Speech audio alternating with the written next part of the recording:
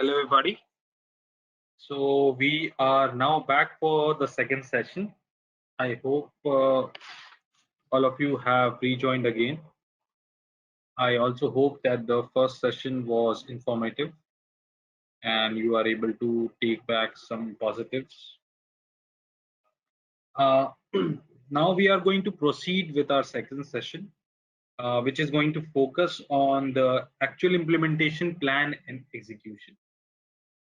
Now, implementation plan comes into picture primarily or on a ground scale work to the fact that the business analysis process will put down on paper the exact requirements, the vision, the process re-engineering requirements, and detailed efforts which are required to implement or deploy the project. It is likely that this implementation plan might be discussed initially before the signing of the project or at the start of the project, even before the business analysis. But please note that in reality, the business analysis, the implementation plan would likely be revised or most likely to be modified after the business analysis comes into place. So this is one of those key milestone places where the project's direction can change and vary. Okay. Now it is imperative to understand how we are going to define the implementation plan, what kind of strategy, what kind of methodology we are going to use, and how we are planning to execute. We'll also cover some key components of these implementation, but as you are aware or understand that these components or methodology is going to vary from project to project. Okay. As far as this session is considered, we will primarily cover major components, which is the governance structure, the different type of methodologies, the data migration techniques, or rather what could be the best practices, the training needs, the security, the infrastructure, and the change control aspect of the implementation. We will not go into the minute details of the technical infrastructure. We will primarily focus on a helicopter view of all these aspects. The first aspect of any implementation would be to define a governance structure in place. Now, the governance of any project will entail generating or creating a team for governance, which will primarily comprise of three major teams. One is at the top level, which is for project steering, calling project steering committee. We will be defining another team at the strategic level, which is the project sponsorship committee. And finally, we will have cross-functional teams of the people who actually get involved on day-to-day efforts, which is the cross-functional team. Now, in the cross-functional team, you will have involvement from the project manager of the client as well as the project manager of the vendor or the consultant. We will have core team members from both the teams, the consultant, and in case there is a third stakeholder into picture, then you will also involve them as extended core team members as well. Okay. The importance of defining a governance structure is to define a clear line of communication and decision making within the whole project, which means that any change or any decision that is required to be taken, any responsibilities which has to be undertaken, any key task that has to be performed, is goes to the specific right individual or the right team. As far as the roles and responsibilities are considered, these are primarily the major roles and responsibilities of different teams. However, it can vary from project to project, and in some cases you can also have interfunctional teams or some people playing roles in multiple teams as well, depending on the company's hierarchy and chain of command. The major role of the sponsor committee is to give a clear direction to the project in terms of especially the finance and the budget. Their primary role is to allocate budget to the project and ensure that it is in line, it is in sync, and it is in control. That means every time business analysis finishes and project implementation requires increase in scope of work, resources, or budget, they will again come into picture. And when budget changes, they will have the right to ask all possible questions. Steering committee plays the major role of decision making. They set out a clear vision required. They are the people who also are responsible for giving a definitive scope of work. They are also the person who directly interact majorly with the consultants and give a clear definitive expectations from the company to the vendor and communicate their expectations to the company back.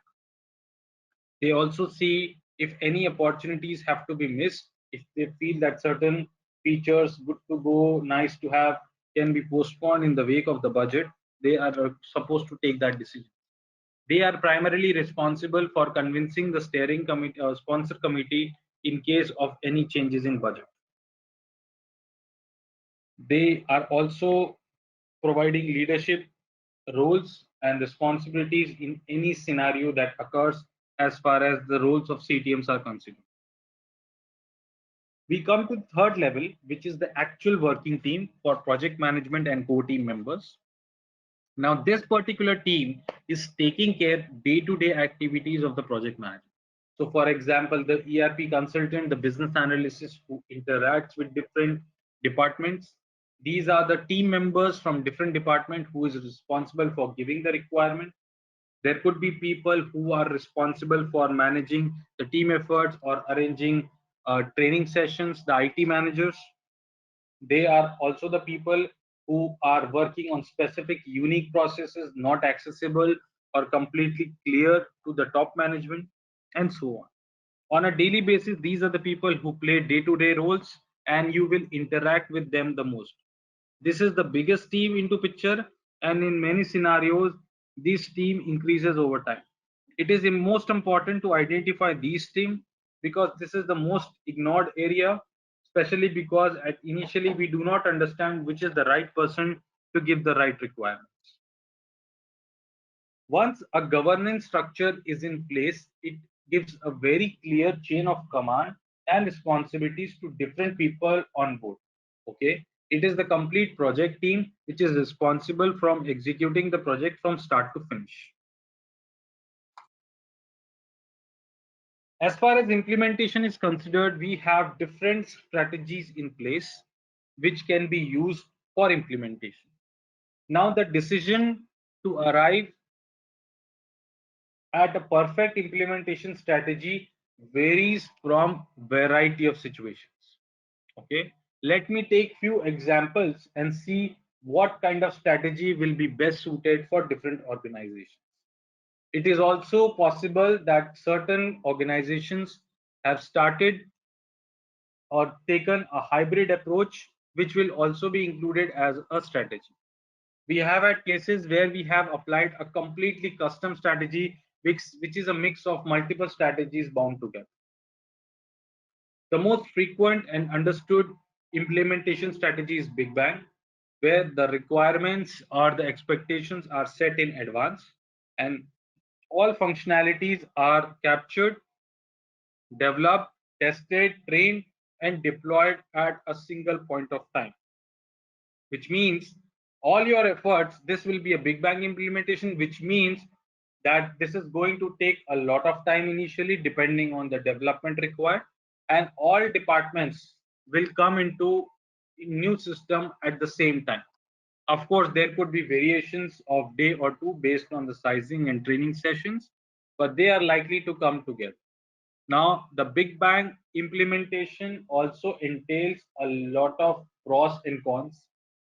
Pros essentially ensures that all your vision, expectations, and requirements are understood, developed, and fulfilled at the start of the process or the implementation steps, which also means that the company is very clear on their requirements and their business is likely to be very less likely to be interrupted with business ecosystem outside the company.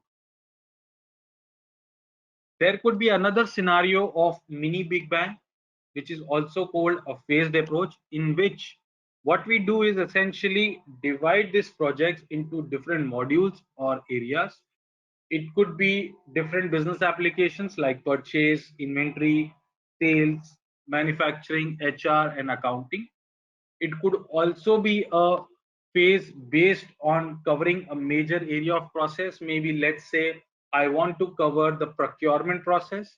So I will take care of purchasing. I will take care of receiving those items within the inventory and be able to generate the report. So there is some part of procurement, purchasing, there is some part of inventory as well. And if it involves some part of valuation in accounting, it covers that. So it takes care of the process. It could also be born out of the pain and headaches of the organization in place. As a consultant, we are not restrictive to any kind of implementation strategy, but based on understanding from the client on variety of parameters like his business model, the timeline he expects things to be implemented, the kind of budget that he can release for different areas of the project and working of the project is instrumental in taking a decision for the implementation strategy. There could be a third strategy in place for parallel implementation, which means that both the legacy and the new ERP system are active at the same time, which means while your implementation is going on, you are also using the old system at the same time for significant period of time. This is primarily important in critical businesses like banking, where no amount of time lag is expected or allowed as far as the business is considered. Security related business, IT infrastructure related business, banking, and in many cases, hospitals as well. Another approach is agile approach where the requirements are not clear at all. These are generally for new age businesses which have their own unique business models, which may not even have actual names today, right? So for example, when business models like cab aggregators came into business, like Ola or Uber, so in these businesses, very unique in nature. And in this such scenarios, their requirements were very dynamic. When online pharmacies came up, where online e-commerce came up, when online concierge services came up, they had a very unique models. Now it is standardized to a larger extent, but when they were developing their platforms, their ERP systems could not be generalized. Their processes could not be generalized. So their development always happened in an agile manner, where their requirements were standardized or stable for a particular month, and after every month they used to decide what are the latest priorities and make the change. So in these cases we take an agile methodology where you fix up requirements for a particular period of time. There is no fixed scope, there is no fixed budget as per se, specifically for the whole project, and you do continuous development. Finally comes the hybrid approach. So again, when I talk about hybrid approach, I am primarily talking about any possibilities that can exist where you can merge any possible implementation strategy, or in many cases, we have created our own as well.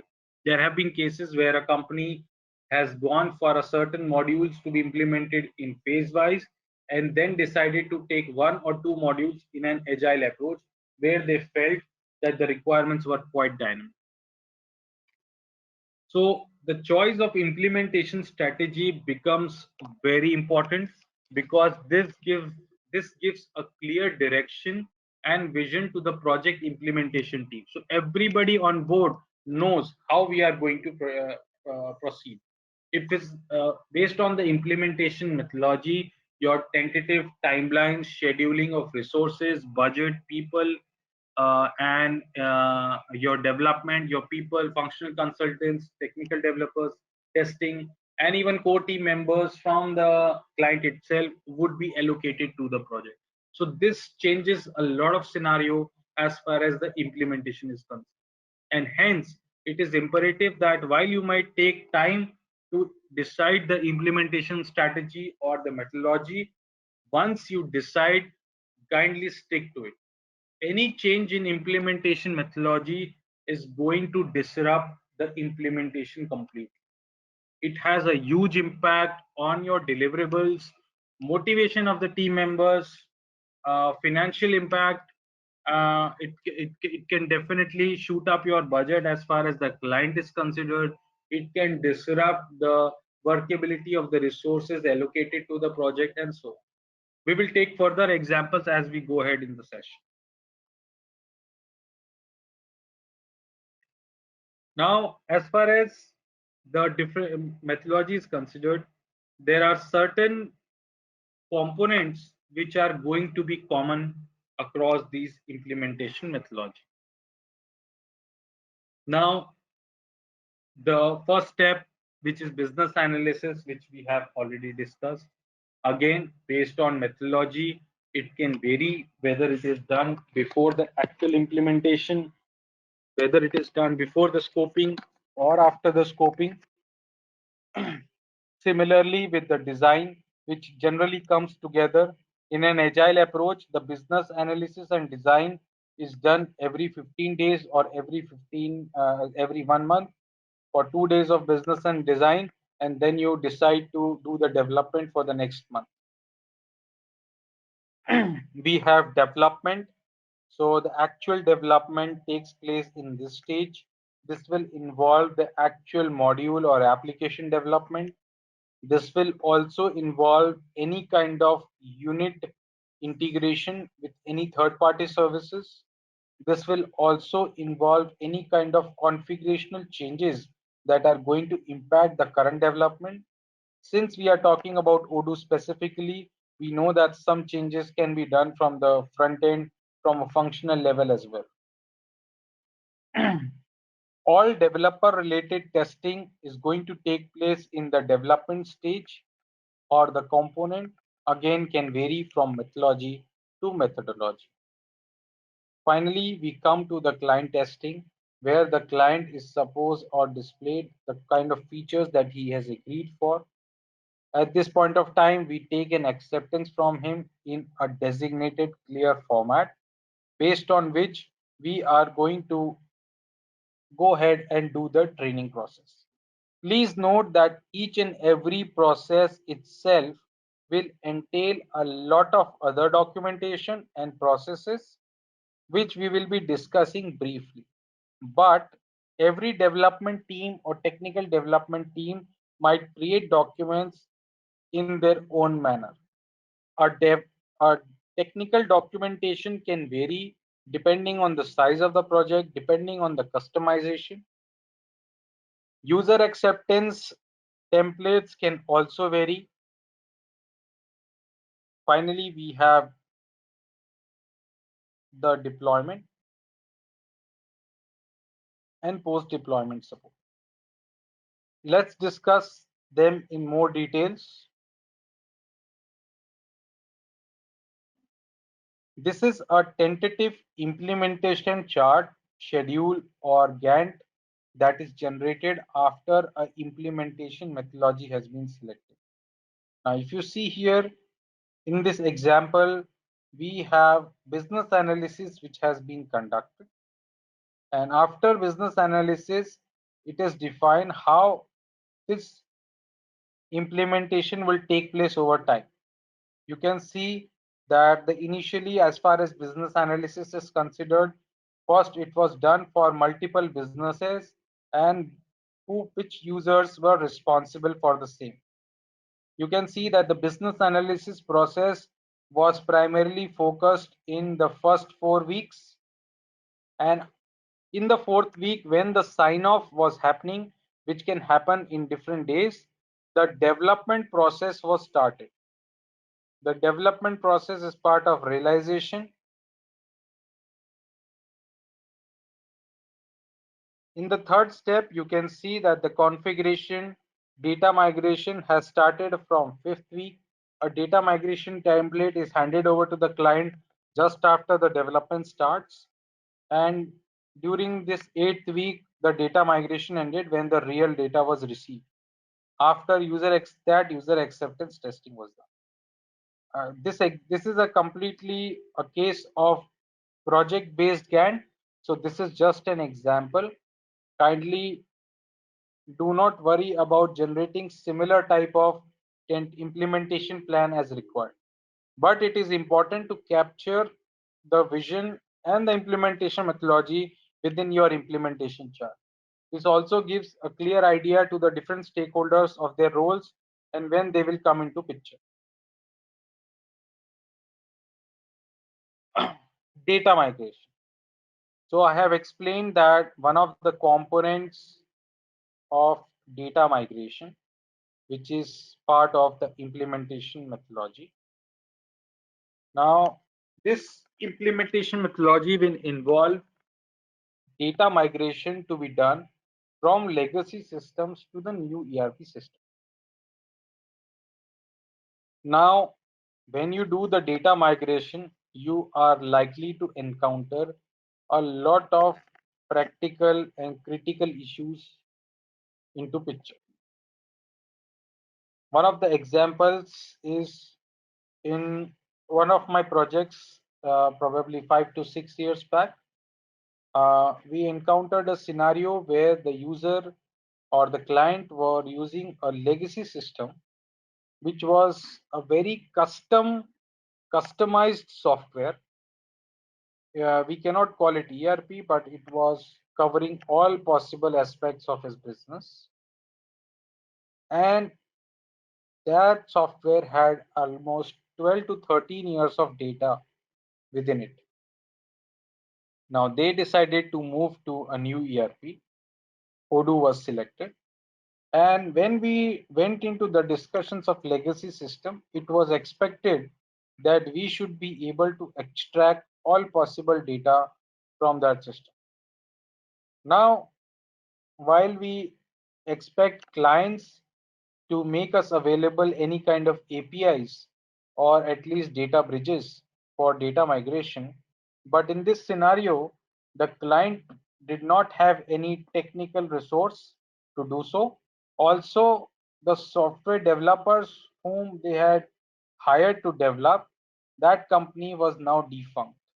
And since this software was heavily customized to their requirements, there was no support available from any person in the market. So now we were stuck. And secondly, the software was so old and not using best practices, because of which it became almost impossible to extract the data in the manner we wanted. It is not that the data could not be exported in Excel. The problem is when you are talking about data of 12, 13 years, you are probably talking about lakhs of records. Now, this was a huge pain, and the effort required to do the migration was almost 30 to 40% of the total implementation cost. So, after a lot of analysis, we decided to work on that legacy system itself, and we had to literally modify the legacy system itself to develop a capability of data extraction within the system, because the client was adamant that he would want all the information in the new system. Not only the legacy system was modified, which was an additional work outside Odoo, we had to build features so that the data is also compatible with the new systems or the new data formats that we are going to use in. So an additional level of work was required to be done in legacy systems. Which also brings us to the fact that Odoo has a great feature that all its data can be migrated in user-friendly formats in all possible systems in the future. So, needless to say, it is an important aspect that data extraction has to be understood from legacy system at the start of the project. You might have to face a situation what we faced, and it might take a lot of time to extract the data, migrate the data, and then validate the data.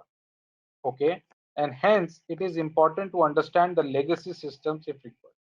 In case there are no legacy systems in place or not required to migrate, in that scenario, you will need to agree to the client to migrate those data in the required data templates provided by you. As an Odoo consultant, you will be aware what kind of data is required to be migrated and in what format. In some cases, you might use a simple Excel file to import the data. In some cases, you might be required to write some scripts. So this can vary from requirement to requirement. Now, as far as data migration is considered, as I was explaining, you need to do your assessment of the current data at this point of time. Based on your assessment, you will do your planning, how you plan to migrate the data. In case any customization or legacy system understanding is considered, it is important to know this right now as well. Extraction of data can take place in multiple ways, as I mentioned, be it Excel files, running scripts, generating or creating some APIs from old legacy systems to new systems. After the data is migrated, cleansing might be required because a lot of data might be redundant. In one of the examples, we realized that the client had a list of almost 20,000 customers in his database. But in reality, according to him, there were only 200 to 300 customers which were real. It was understood that many times the users made many wrong entries over a period of time, or dummy entries or duplicate entries which the system could not restrict, based on which many entries were generated. And at this point of time, they had no option but to continue with that. But now, since they were moving to new system and the new system had restrictions, at this point of time, they were now required to do the cleansing of data. Please note that the cleansing of data is only possible at either at the middle level or the new system. My strong suggestion at this point of time is to be able to know what is the size of data, what is the amount of data that you are migrating in advance, what kind of data. Also try to know how much cleansing of data is required. Many times the users are reluctant and, let me call it, them lazy as well to do this job. This is a job which they would not like to do, but this is also impacts your go live process. On the day of go live, when they actually start working, they realize that the data has not been checked and validated before it goes live. Finally, once the data cleansing has taken place in the dummy system or the test system, finally the final data would now be loaded to the final system. When you do the loading of data, some basic testing has to be done, but it is expected that every data which has been uploaded has been cleansed and checked before. The final verification and acceptance has to be taken from the end user, because let me tell you from my experience, you are likely to encounter this problem more often than expected, that as you go live, the data that is on the system is either redundant, either wrong, or either incomplete. I have seen many go lives go delayed because users have initially agreed to certain data because they did not bother to see and did not understand its impact, but later on realized that because of this data not being existing, they could not go live or there was a delayed go live. I have had cases, many cases, especially construction clients, where the data of raw materials was not given properly, and on the day of go live, whenever anybody was requesting any material, either he did not find that material in the system, or either the same material existed multiple times, so the user did not understand which material to select. The same problem was faced by the purchase team as well.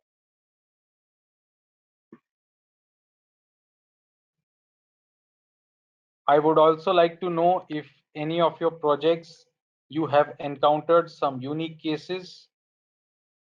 Feel free to ask me during the question answer sessions any kind of unique challenges that you have personally encountered or envision and would like to know from my experience how they can be handled as far as the implementation is concerned. I am 100% sure that no project goes 100% smooth, and that is the nature of the project, and you are going to encounter many such scenarios as you go along. Next, we move towards the training structure and planning. Now, as far as the training is considered, while we can understand and safely make some assumptions how to do training, but in reality, the training is very similar or requires similar strategic planning based on the audience and the project. Now, I have implemented a project which required almost 10,000 people to be trained across the country, where they are at different locations. There are different type of users and do not have access to online training manuals and do not have their own computers. There have been cases of training where people are having different languages. There are cases of training where people's roles defined on paper and during the system are different. As we will go along in different implementation projects, you will understand that the training needs for each and every project will be far different from each other. While at the client level, they may expect you to formulate that, it is important that you understand their need, analyze them before defining what should be the training requirements of that particular client or the project. Needless to say that these training structure and plan also has an impact on timelines, also has an impact on budgets, also has an impact of resource availability and schedule, especially the training gadgets in case of IT equipments, and in some cases the people involved as well. Now, before to go ahead and understand the training, we need to understand what is the current level of audience, especially in terms of information technology. Companies which are tech savvy and all involved employees working on computers are very easy to adapt and would easily accept new softwares. Companies in which users are not working on computers much may not be have user friendly experience, and we may have to approach a different method. Companies engaged in manufacturing do not have people. Companies engaged in field service only use mobile phones and so on. So first we need to clearly define and assess what is their current understanding level, based on which you will be able to understand what kind of training would be the most beneficial for them, what could be most impactful for them. Of course, we are of understanding what could be different training methods, be it a classroom training method, be it on the job training method, or we can use different kinds of tools like documents, user manuals, we can create videos, we can provide them online learning materials, and we can create some kind of fun learning games and activation, create some kind of certificates or rewards for doing successful training. We also have to understand whether as a vendor or consultant you will be responsible for training each and every user, or you will be creating train the trainer using the train the trainer model, where you will be training certain super users or process champions who will then be responsible. As a suggestion, my strong focus is always on the train the trainer model, because as a consultant, you will not be in position to continue to train the employees, new employees as they come along. And hence, a process should be designed in such a way where the new trainings after the implementation can be taken care by the client itself. As far as the training delivery is considered, after the user acceptance testing, you will be defining all possible training schedules for either classroom training, on the job training, or even online manuals that you are going to pass with the proper definitive schedule. It is also possible that these training methods can vary from different departments with or different stakeholders for the same organization. After the training, you need to take a sign off from people, because I have seen people not accepting the fact that they were trained on a specific subjects. I have had projects which were executed, some in Africa, some in India as well, where a lot of employees who actually attended the training did not agree or later on accepted that they were trained on a specific line of work to do in a certain way. They denied that they were told so and so information, as they were neither nor attentive in the training or did not have the motivation to use the system.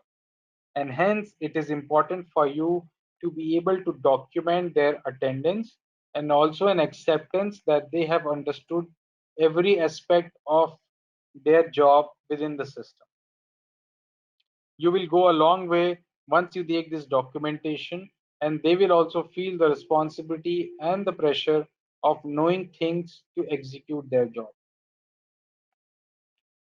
After a particular training is conducted, you will also get to know and understand that as time passes, people who have a lot of roles within the system are likely to remember few and forget a few items, especially those tasks or processes which are used infrequently. And hence, on a regular basis, a frequency is decided by the organization in place or as per the need, a refresher or a hand-holding sessions that can be organized. For example, you can organize once a week a hand-holding session for, let's say, people engaged in finance, that whatever problems they are encountering or any user-friendly requirements that they have, improvements that they feel need to be done, can be organized for the betterment of the team.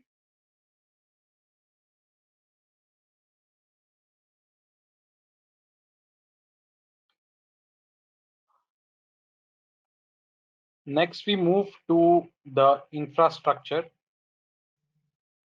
for the development. Now, as far as implementation is considered, since we are specifically talking about Odoo, but even if it is not Odoo and we have a different server environment, we will see that we will need different kinds of platforms or a technical environment for different kinds of activities. Again, this can also vary from based on the implementation method and strategy, but majorly, generally, there are three major uh, technical environments that are always put in place for each and every project. Uh, Needless to say, good practices come into picture, which are easily available and understood by most technical teams across the globe for managing the different environments, managing the code through various code repository softwares like GitHub or Bitbucket or GitLab. Also, the process for writing and managing the code in different languages. In case of Odoo, it is in Python, and in some cases, Java as well. Importance of managing different branches for different kind of releases.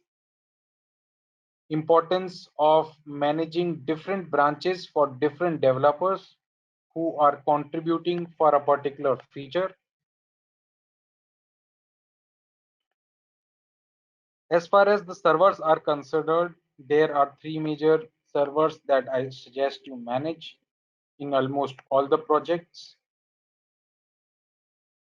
I would not suggest even for a small project to have lesser server. I understand that it might have cost implications, but nothing can replace the quality delivery. My experience with ERP implementation, especially where the budgets have been cut down, especially for the technical infrastructure, have deeply impacted or delayed the developments or the quality of the software. It is also demotivating for the end employees and their trust on the software, how stable and reliable it is. The development server will come initially into place and will only be used by the technical team and environment. In case the project is too small, where the development is happening on only by one technical person, this technical developer server can be exclusive to that particular developer only. However, I am of the presumptions that most projects will be of small and medium scale industry and will involve at least two people from the technical aspect. In the development server, we should ensure that we have the required Odoo setup with the proper libraries. We are already aware that Odoo versions can vary, and with Odoo versions, the Python version can also vary. In a recent example, we encountered one of our older projects was running on Odoo 11. At the time at which Odoo 11 was released, it was being used. It used to be have programming from Python 2.7 version. But in the recent Odoo 11 releases, they have focused that the Python 3 version is going to be used, which essentially means that many of our projects and clients who are running on version 11, especially since last 2 years, will continue to use older versions of Python. But any project in which we have to implement latest 11 version, we will have to either use an older version of Python as well as the Odoo. And if we have to use a newer version, we have to set up a newer version of Python. And if it's a newer version of Python, it essentially means migrating or changing the lot of modules here and there. So these are some practical implications which as a technical person or as a developer, you should be able to figure out and create an environment accordingly. This session is not going to focus on the technical aspects, for which we can, there will be a separate session for technical questions. The second server that is expected is quality assurance server. Now this comes into picture when your quality assurance or user acceptance process comes into place. We will do a stable release to quality assurance server and use this server only for acceptance from the client. It will also become the training server in case quality assurance and training are not happening in parallel in any scenarios. This will also become your training server. In case of quality assurance server, this environment would be very similar to production server except for few metrics, and for the user it should exactly appear the way they want to have a look and feel about.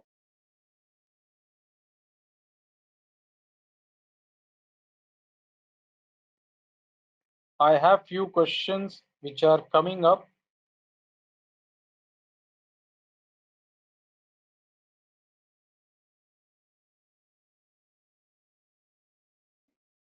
Let me take one of them.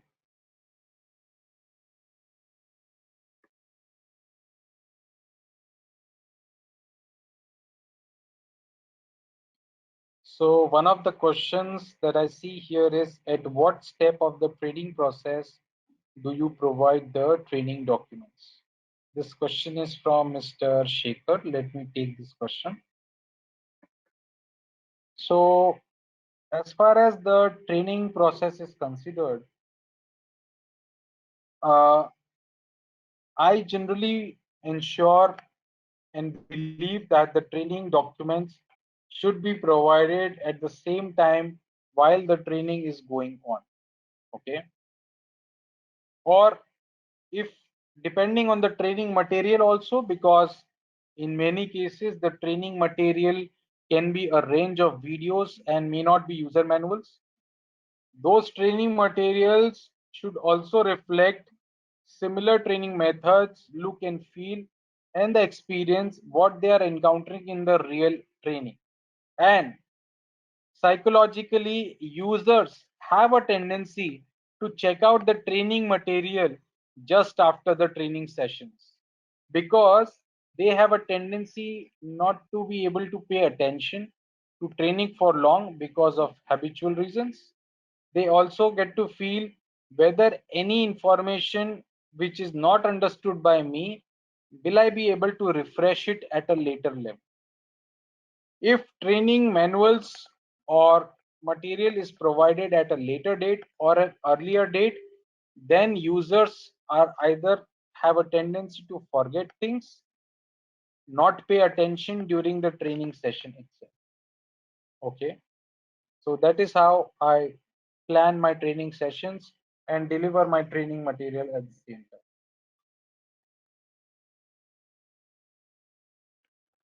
I will proceed to the next session.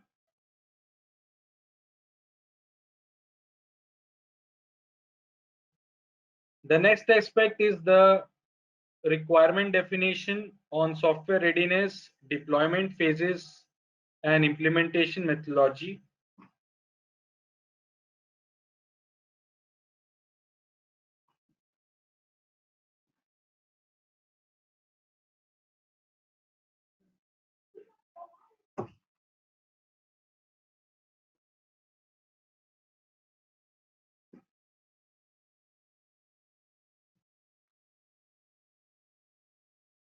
The decision and the requirement definition for servers is also dependent on the software readiness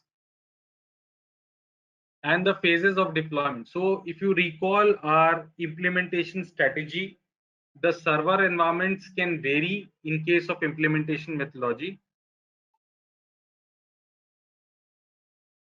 So agile approach will involve two different server environments, because at the same time your development is also happening, at the same time your user acceptance is also happening, at the same time your training is also happening, and at the same time your production server is also live. It is also possible that you might have two or three development teams going together in parallel in agile methodology for very large projects. So you might have actually three quality assurance servers in place or multiple development servers in place also. So this infrastructure or the number of servers or the can change and vary from project to project, and also based on methodology to methodology.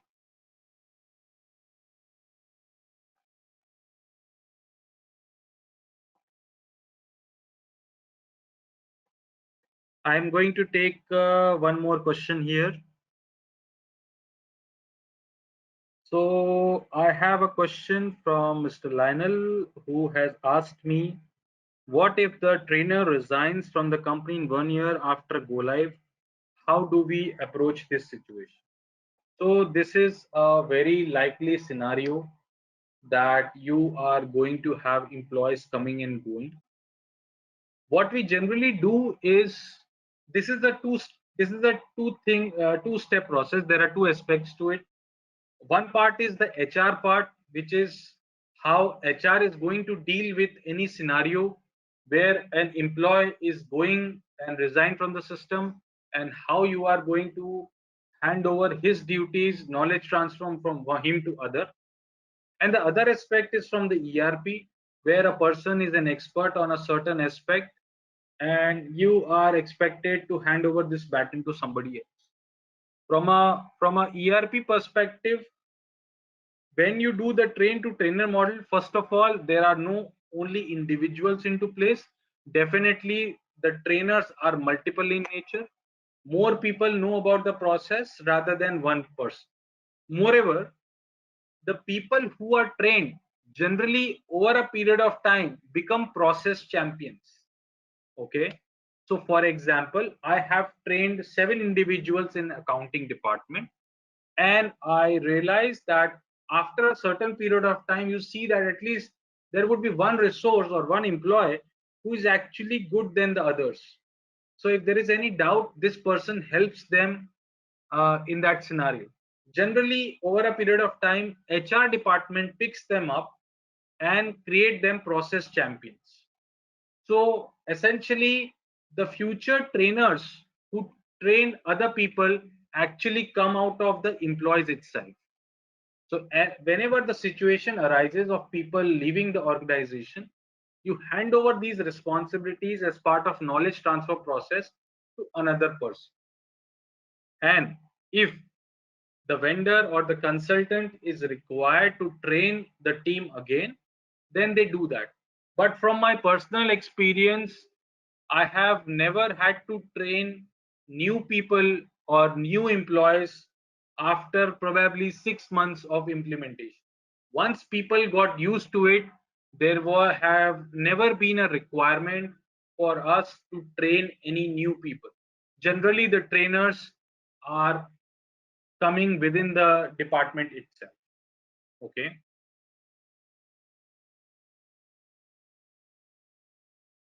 I'll move to the next session.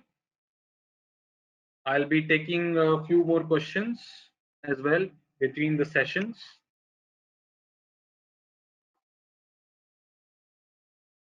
The next step we have is for security measures. Uh, for any software implementation, it is very well understood and written that you need to ensure a lot of security measures. But you see, ERP is a completely different ball game altogether. An ERP system is holding lot of critical information of the business. Secondly, a lot of permissions and rules are applicable in an automated fashion, which is going to impact the business.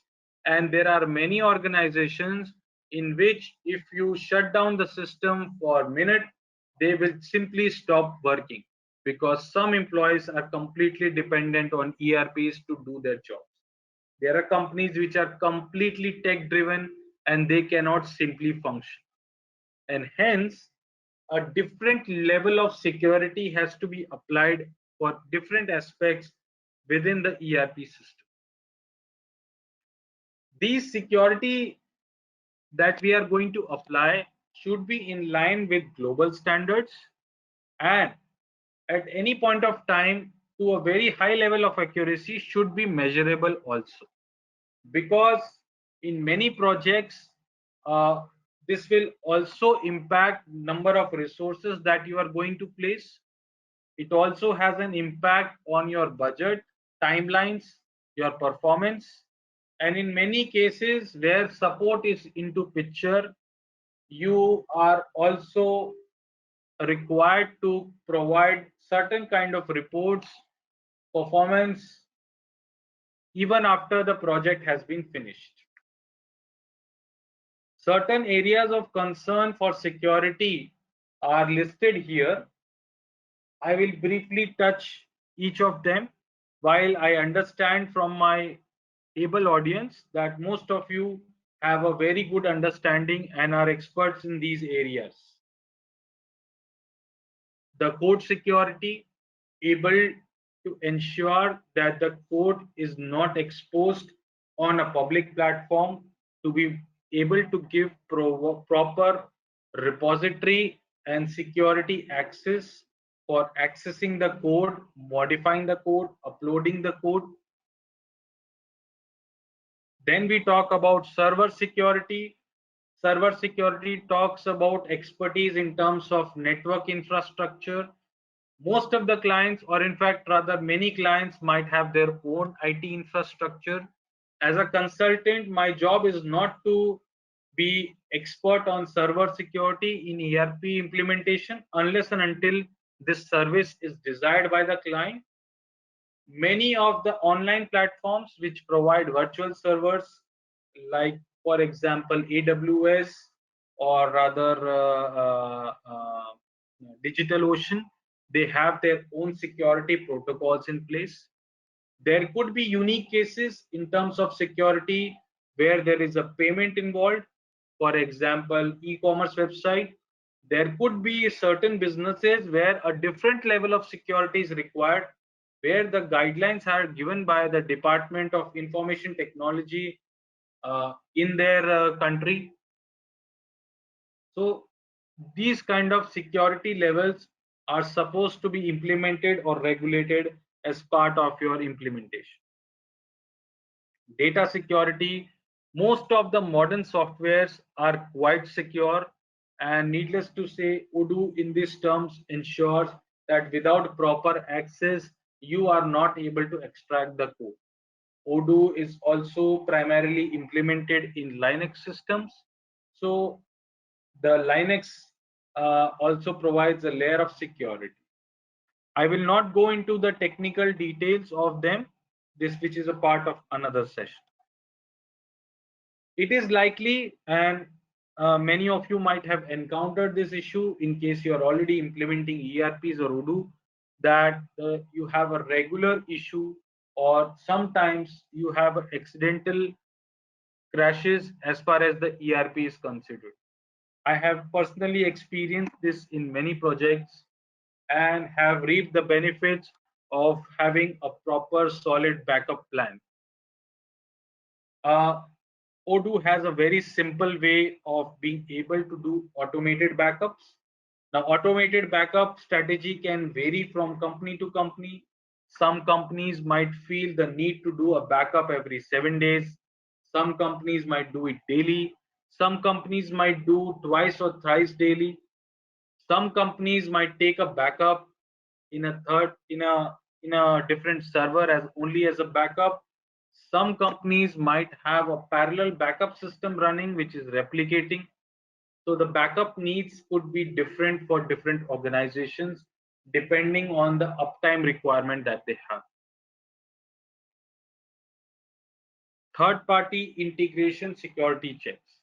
This is one of the areas of where a security loophole will come into picture, and you are strictly advised to follow certain protocols as far as global acceptance is considered.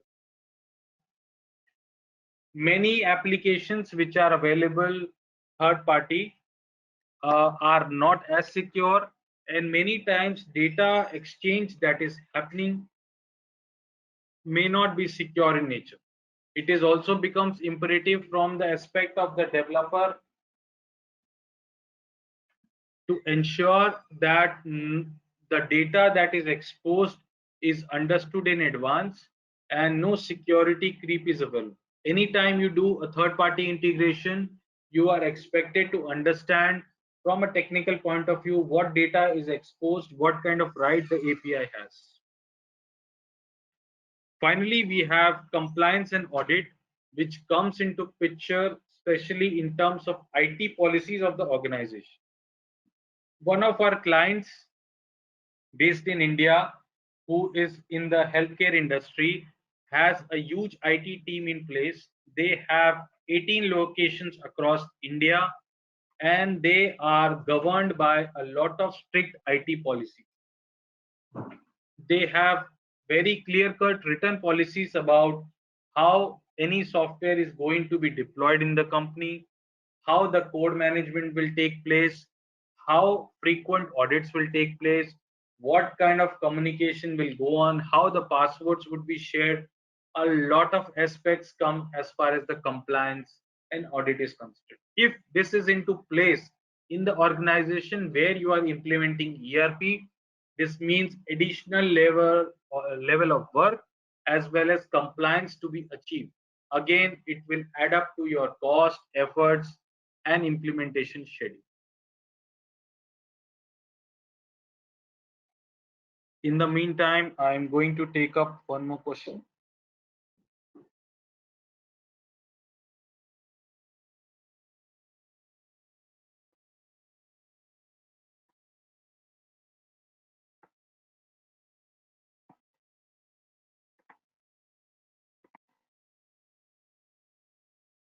So one of the questions that I see here is, how long did the 12-year data migration implementation take? So, so as I had mentioned that what we had to do in this scenario is that we had to deploy an additional resource to make modifications in the legacy system as well. So we had to literally customize the legacy system in a manner from where we can create an API between the legacy system, the legacy software, and the Odoo. So instead of the client be able to arrange the API from the old vendor or developer, we had to customize the old system first, then build the API and extract the data from one system to another. The data extraction migration process took around 1 to 1.5 months, which included cleansing as well. Then the data was available in a manner where we can use to finally migrate it to the Odoo. Okay. Change control procedures.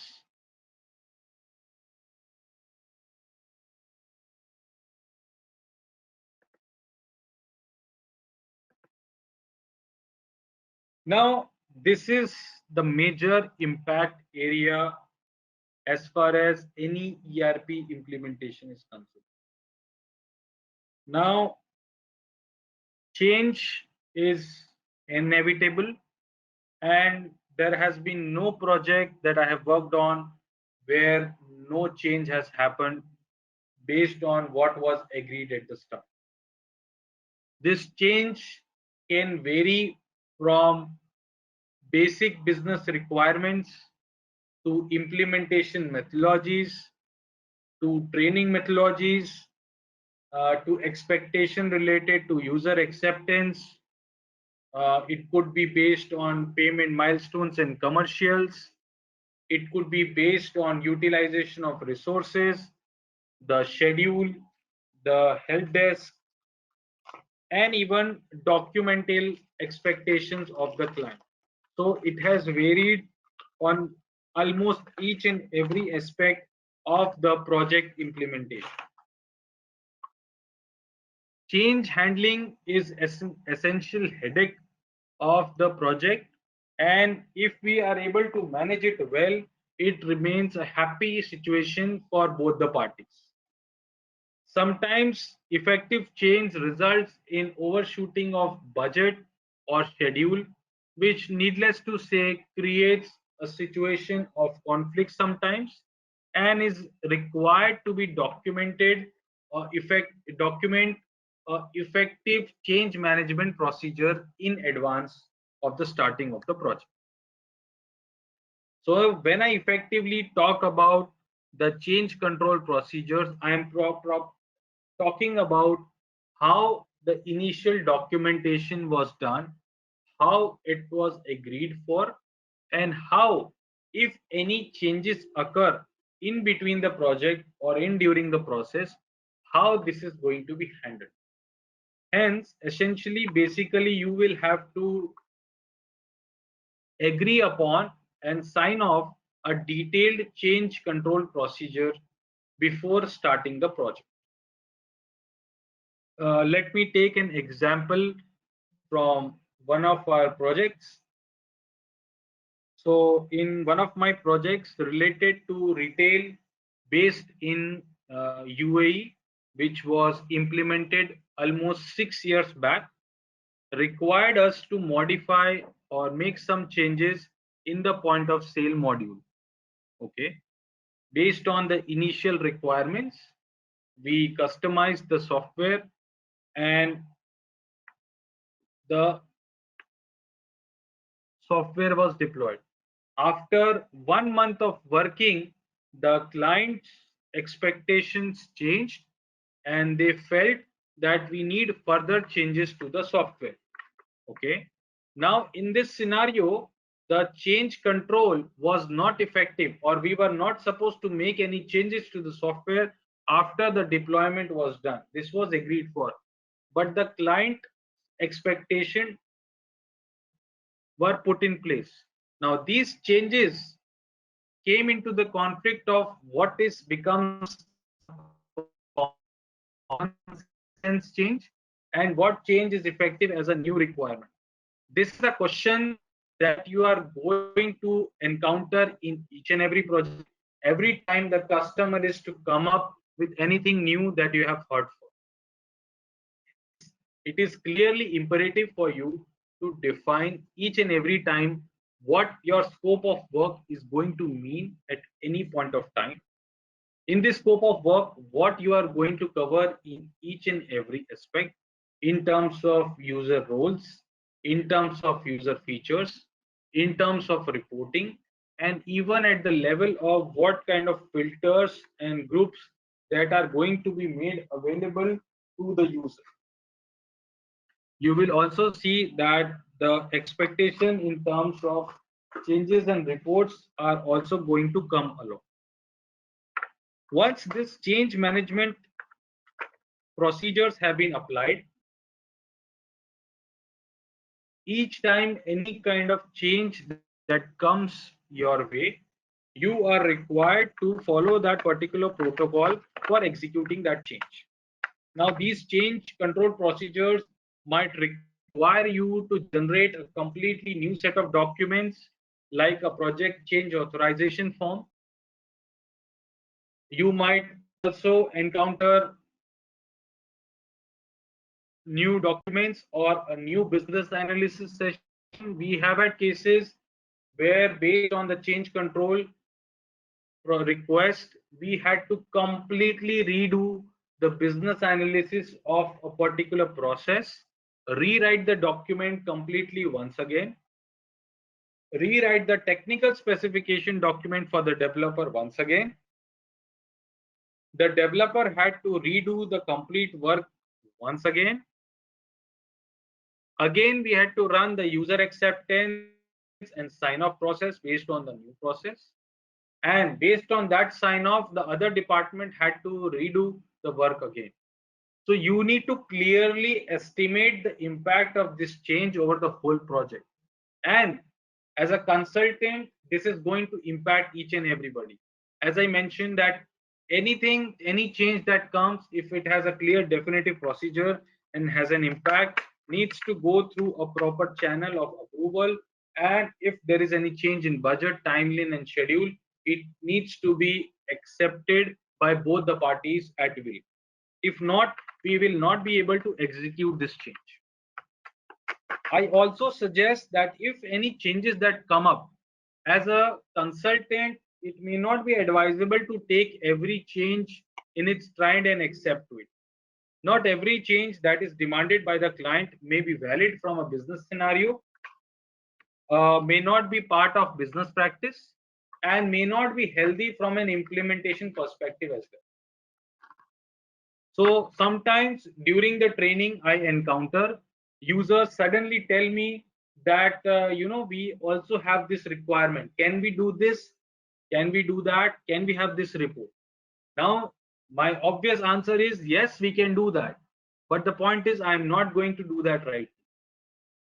The next question is, do you really need it right now? That needs to be elaborated and justified in a manner from top to bottom. If there is a requirement which was completely ignored, left, or you forgot, then probably it is not important enough that it needs to be captured right now. Because every time you do make any change, you are running a lot of processes once again.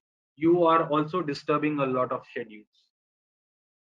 Unless and until we have a very unique case and something is clearly ignored and even the system cannot do without it, then only you should take up those change or strictly adhere to the original schedule.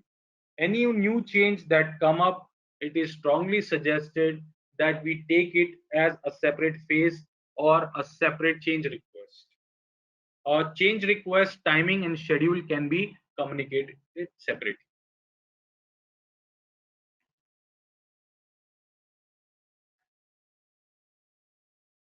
I can see some hand raises.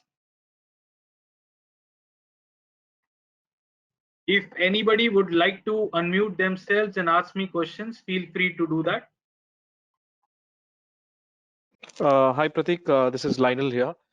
My question is, considering during the project implementation, the top level management trusts the process owners, the process champions, on saying they know the requirement in and out, but during the implementation phase, when they had explained their requirement, they didn't know how the system functioned. They know their process very well. They don't know how the system functions. So the requirement, say, somehow changed during implementation, and during the uh, implementation stage, as we're implementing it, we're showing the client on that, this is the updates, that this is how it's going to look And he says, no, I actually wanted it to work it this way. Not, I didn't want to work it like how I said it, but I wanted to work this way because there's a dynamic change of things. And I didn't want it to be like a tedious 1 2 3 step process. I wanted to be in a one click, and then it automates a process. So that has come at a very later stage, but it is really important in how the system works. And also maybe they said that, I missed out during the business stage. I missed out on a few fields, or maybe a screen that is very important for a particular department. And during the UAT stage, they said that, oh, this also was missing, and I forgot to mention this, and but this is also important to have as part. Then do we analyze that, how do we go about this change request, and which is really important and part of the implementation? Okay, so let me take up an example. So in one of my implementations based in Africa for construction industry, construction and engineering around 5 years back. So this company engages in taking up government-related projects for engineering and construction. So while we were interacting initially, uh, most of the major revolved around taking up government-related projects only. So at each and every point of time, they clearly mentioned to us that all the projects that we are going to take are going through a tendering process only. So we developed the system in a manner where you not create any kind of projects or invoicing through non-tendering process. So if a tender is there, it is published, win the tender, then only you can create the project in the system. That's how the relation was drawn. By the time the training was done, the head of the organization was invited for the training session. And during the training session, he mentioned, how is that possible? We have a lot of projects which come through back channels. Okay. And we have a lot of projects that we bid for in private. And the question was asked to the person who gave the requirements, and he said, yes, it has. Again, the cases were that they were so less in number, unimportant, that they felt that this was not required to be captured. They themselves censored the information just because they did not feel it important to consider.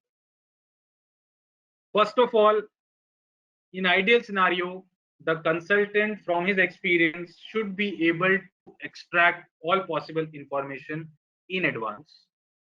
And the documentation should ideally cover whatever they have said no to, even those things that they have agreed that will not be taken care through, or this will not be case in the system. So not to write what should be done. If there are obvious things which you feel are ignored or not taken care, you write them in the document as well, because that becomes a viable. It is also a point where you can discuss and negotiate with the client. Now, the solution that we found was, first of all, we tried to understand how do you deal with a client which is not a government project. Their answer was very simple, that we do so and so documents. I explained them the actual process of obtaining the project is still the same. So the baseline proposal setting up or costing sheet is still the same. Why not use the module in addition with a tender type which is private in nature and run the same process? Essentially meaning that we integrated that change within the current process itself. So it was business process reengineering that we did for a certain process to accommodate in the standardized process. So what you missed out was an exception. We covered that exception in the standard process itself. So for that exception, your process got a little bigger, but it was a very justifiable reason which the client agreed. However, just to answer to your point, because there definitely could be cases which will be very different from the example I gave. In most cases, if it is impacting your business timelines, schedules, by more than a day or two, I would strongly suggest to ask the client and convince the client it is not a good idea to take this up right now. Even if you have missed it, we might cover it, unless, of course, with agreement of budget, time, costing in a later stage. How later can vary from methodology to methodology. In an agile methodology, you will simply postpone it for a month. For a big bang approach, you might ask him that, okay, let me put a developer in place, and maybe during support period, I will hand holding, I will cover it up, something like that. But strongly suggested not to change the original schedule just like that, because that was only the one case, and we were discussing. If you are going to train 50 different people, I am 100% sure 20 different requirements will come. And let me tell you, it will always come. There has been no project in my experience where during the training people have not come up with new requirements or new expectations. Okay. I will now. Thanks, Pratik. Yep. I will now move to the last part, which is the help desk. Now, once your training and go live procedure comes into place, of course, there are further nitty gritties as far as the go live process is considered. There are some guidelines that we will be following. For example, in as far as accounting is considered, you will ensure that the cutoff has been taken place, the data has been migrated, and so on. But that is department specific, which I am not covering in this session right now. So even those needs to be taken care as far as the implementation is concerned. Now, once this go live process happens, whether by any strategy, big bang, phase wise, and so on, it is important that you establish an help desk beforehand. Now, on day one itself, what will happen is that people, if the training and the go live period is not very different, you may not face the problem on day one. But let me tell you, all the people who have been in training are going to ask for help on day one itself. Okay. So the establishment of help desk is necessary, and on the day of go live, you need to strongly communicate or clearly communicate how the support structure is going to work. Again, this can vary from project to project, the kind of agreement that you have with the client of what kind of support you are going to provide. Needless to say, it will have its cost implications, whether it's an online support, offline support, whether it's a dedicated support, whether it's a on-call based support, whether it's email support. A lot of possibilities can exist. Generally, I would suggest to keep a 3 level of support. First level of support is for end users to do day-to-day activities where there is no bug or error, but they do not understand how to do a certain thing. Either they do not understand the terminology, either they do not understand how to click where to go, find out this, how to generate this report, and so on. This level 1 support can either be provided by the consultant team, or if the agreement requires this to be done at the client level, then this can be done as well. Generally, in the initial handholding stages or support, the vendor, ERP vendor, is supposed to handle this, and even the newly trained people are not equipped with all the skills and knowledge to be able to assist those people.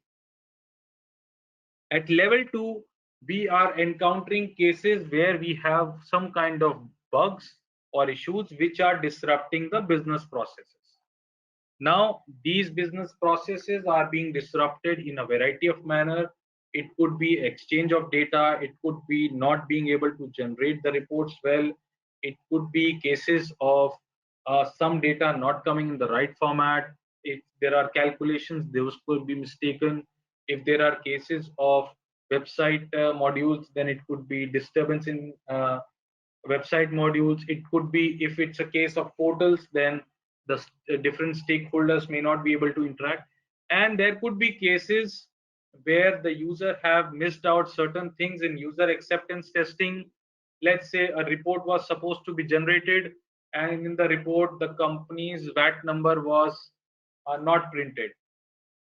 Maybe the issue is that he did not enter the data. So such issues are going to come. Please note that initially handholding, you are likely to encounter certain issues which are not actual issues but usage issues. So the level 1, level 2 support is going to be intermixed for the initial month. User will not know whom to approach unless and until you define a clear help desk.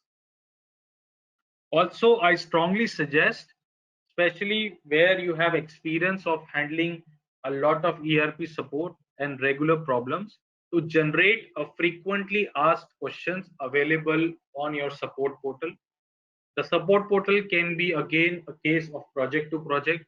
If you are providing support in a organized help desk ticketing manner, you can have an online portal where you can create a FAQ where every small question that you have or most regular problems, you can write a FAQ for them so that users do not have a direction. Every time a question comes of similar problems, you can send them a link to the FAQ so they are in habit of referring to FAQ for small issues. Over a period of time, you will understand that people will be able to differentiate between bugs and usage issues, and they will be able to clearly identify how to find out if any problem happens. The third thing that comes up, which again is a change related issue, is the change. Many times user use the system, they will tell you that this system is not able to generate XYZ report. Now, according to them, the system is incapable of generating that report, or the report is not visible to them, or the report is not getting printed, or it has not enough information. But in reality, the fact is that was not part of the scope at all. It was not part of the requirement. Either the user was not part of requirement requirement blueprinting session, so it's not his responsibility, but he is likely to raise this issue because he is working on it on a day-to-day basis. Now whenever these issues come up, first of all you need to communicate him clearly. It's not a bug, it's not part of the requirement. And again, here the stakeholder gets involved, the process champion or the department person who actually signed off will get involved. I have had cases where users have initially raised issues which are level 3 and users require some modifications. Some modifications we ensure that it is part of the configuration, but there could be many cases where you need customization. If the client agrees for or is part of the contractual understanding or the service level agreement that we have, then we can we can make those changes in parallel of the support that we have provided. This can also be called level 3 support. This can also be case of project change requests based on the communication level protocols that have been established at the start.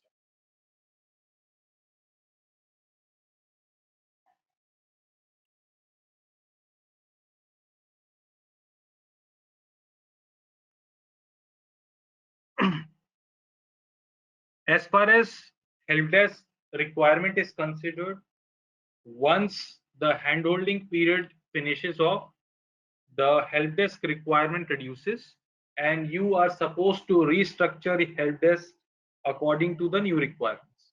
Companies who are engaged in regular development or phase development, help desk requirement remains constant over the years.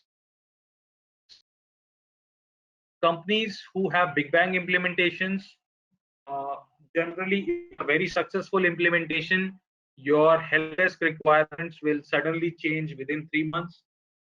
You might have a requirement to cut down certain resources or provide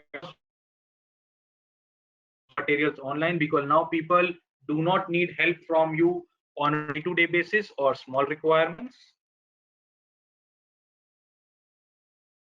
People will have requirements of an advanced level. In hybrid approaches or approaches, again, it's a continuous process which goes on. Even in help desk, it is possible to have constant hybrid model of support. It could be based on completely pay as you go. where a user is available anytime you need him. He can either do development, he can either do support, he can either do training, and so on. So it's like having a constantly a resource available at your disposal to the client who can use them in a variety of ways.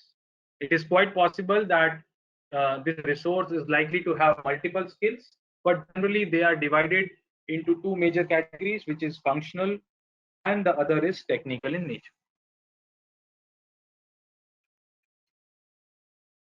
Before I take up further questions, I'm going to revisit the session once again.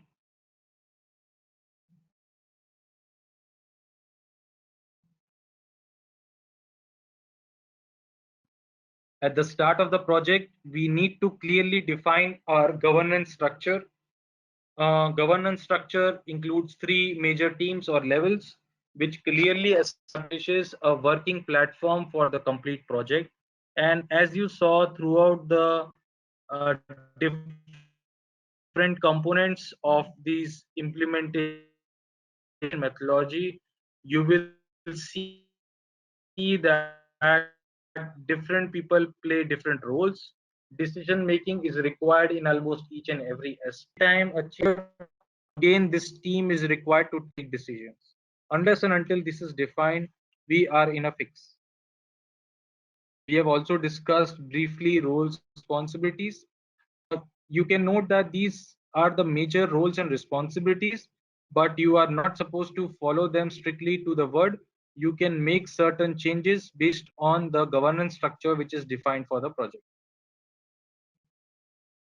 We discussed multiple implementation strategy. Many times, a lot of clients ask me during training sessions or implementation, what is the best implementation strategy? The answer is there is no best implementation strategy. The best implementation strategy is the one that suits your business ecosystem. It is a completely independent call, business, unique business model. So, good or bad, there is no black and white here. It is a completely a case of understanding business ecosystem. It is also not advisable to define a strict business ecosystem right from the start. I advise the clients, even if fixed bid projects, that the implementation methodology will be revisited after the business analysis is finished. And I expect the clients or convince them that they should revisit it after that. We discussed all the implementation methodology components briefly. We talked about how implementation schedule has to be generated. This implementation schedule uh, will vary with implementation methodology, the type of implementation methodology. It needs to be established in time. And as a project manager, it becomes your humble duty to ensure that you are able to track its progress from time to time. This progress tracking is visible to the stakeholders, the steering committee, the project manager of the client, as well as people who are responsible at each phases or levels. We discussed data migration headaches and pains and what are some good practices as far as assessment is considered. A lot of small areas like development server or data migration goes unplanned during most commercial discussions in project, but believe me, they take up a lot of your time, and any change which goes after beyond a regular practice will going to hurt you financially. It is either going to be a non-profitable or less profitable project. It is also likely to turn it into a non-successful implementation. I have seen certain projects where we had to rescue them because the users messed up or the team messed up because of not choosing the right data migration technique, or where they did excellent development but they could not manage the data migration well, because of which the task or the implementation go live dates were deferred a lot. Many times the implementation schedule has a lot to do with probably the start of the financial year or a particular period or an important milestone in company's business, which is very upsetting for the client. Training, needless to say, I got a lot of questions from training today. So I can see that people are experiencing challenges during training. Training requirements assessment is an important aspect. You cannot use same training methods for each and every project, each and every client. You may have similar businesses, you may have similar size, you may have similar culture, but it may vary. It is also important to discuss these with client and design the same. Please note that each and every aspect or component of implementation has huge impact on all possible resources, be it people, be it time, and be it money. All three resources are going to be impacted. A proper assessment, judgment, decision at the start of implementation is must. And I always strongly recommend these are not changed over a period of time. And if change happens, then even the change documentation procedure is defined so that practical scenarios are also taken into picture. A scenario like COVID-19 was unheard of or unexpected for most projects, and this has given a hard lesson to project managers, or in fact most businesses, to handle some such kind of businesses in future.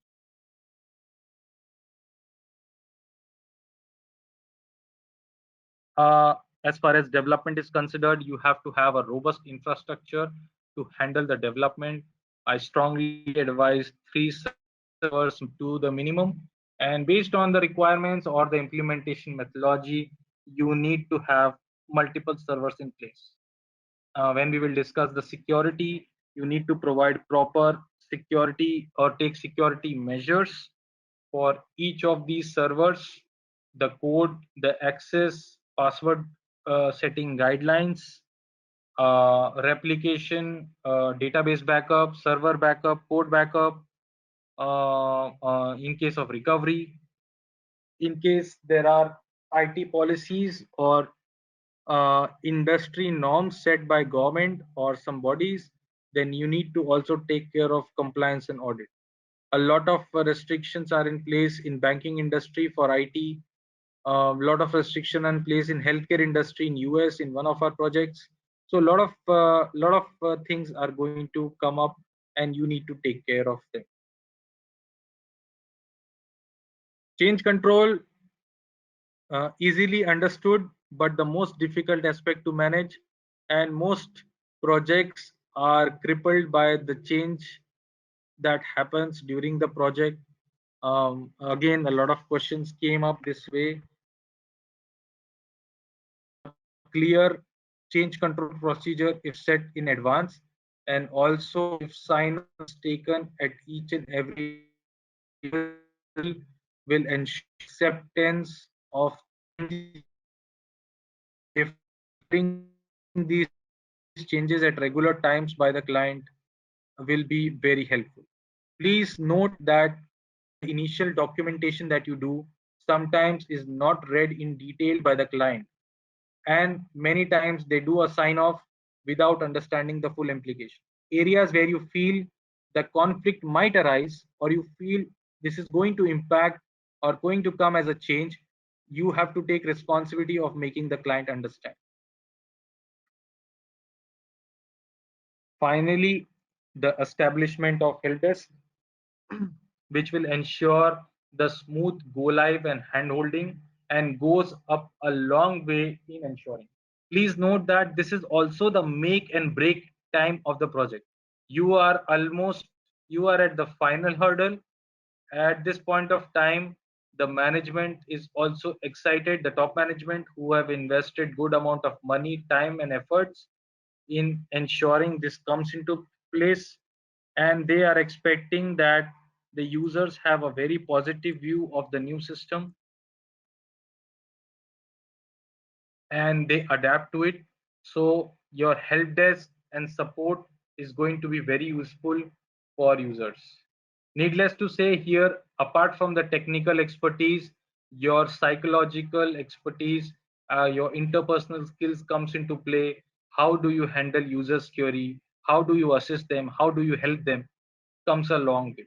Many times I have seen that ERP consultants do not bother. They wait for users to raise any issue, then only they work on it. But if you see that users are not using the system, you will have to encourage them. You will have to ask for any kind of problems that they are facing. Maybe sometimes they are going to mess up the data, make up mistakes. You need to have a proper procedure to correct them as well. So this lies on you, and your success of the project can make or break at this stage. With this, I end the session. Like, share and subscribe our YouTube channel videos and you will be getting a lot. And yes, don't forget to comment upon these videos, because if you comment on these videos, this will really going to give us the motivation to upload more and more videos. Thank you so much. Stay tuned.